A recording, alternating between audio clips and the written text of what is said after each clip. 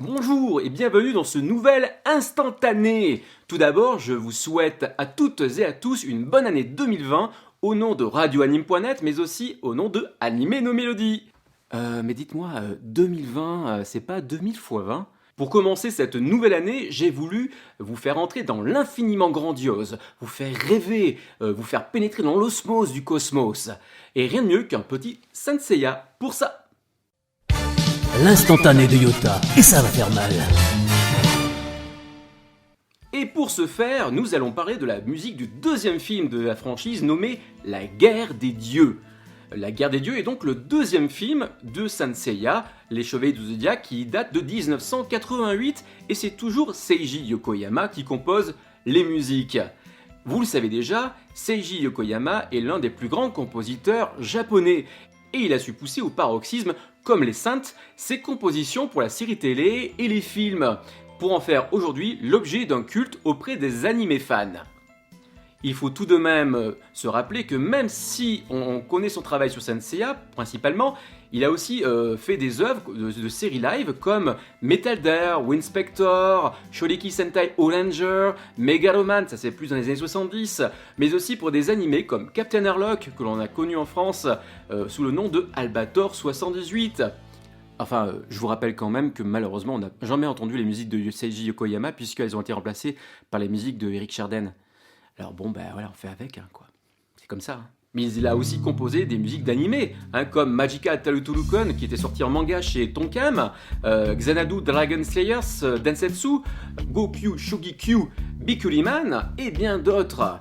Concernant les musiques, force est de constater que celles-ci sont déceptions. Je pourrais m'aventurer en disant qu'elles portent toute la puissance créatrice de Seiji Yokoyama. Il s'agit ici, pour ce deuxième film, peut-être même de la plus admirable de ses compositions. Premièrement, les musiques ont toutes été créées à partir du storyboard et non pas à partir d'une ambiance, des données du réalisateur, de ses intentions. Ainsi, chaque scène a sa musique et correspond à son timing et permet une intensité donc du coup beaucoup plus forte. Sur le thème d'ouverture par exemple, on y ressent toute la détresse des Asgardiens accompagnés des violons et des chœurs qui forcent vraiment le respect à l'écoute. Parfois même l'harmonica donne une sensation de froideur mais aussi de tristesse. Puis il y a bien la chute aussi vertigineuse de Athéna qui malheureusement vous savez est figée sur un bateau, presque oui c'est sur un bateau, le bateau des Asgardiens. Et il faut aller la sauver et c'est la musique à ce moment-là est vraiment extraordinaire. Oui, vraiment, la musique de ce film est une beauté à couper le souffle. Seiji Yokoyama aimait profondément les musiques qu'il avait réalisées pour ce deuxième film, tellement d'ailleurs qu'il a demandé à ce qu'on joue le morceau que je vais vous faire entendre dans quelques instants à son enterrement. Vous savez qu'il est décédé en juillet 2017 malheureusement. Et donc le morceau que je vais vous faire écouter tout de suite se nomme Seikaiju no Ki no Shitade. Vous allez certainement l'apprécier. Et en attendant, moi je vous dis à très bientôt pour un prochain numéro d'Instantané dans le Morning Attack et aussi bien sûr dans Animer nos mélodies. Bye bye. Bye. Mais c'est pas possible. Mais lâche-moi. Attendez, je reviens.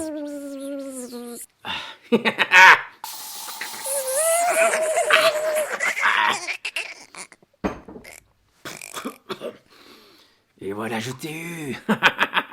Je t'ai eu enfin, sale bête. Allez, à la prochaine.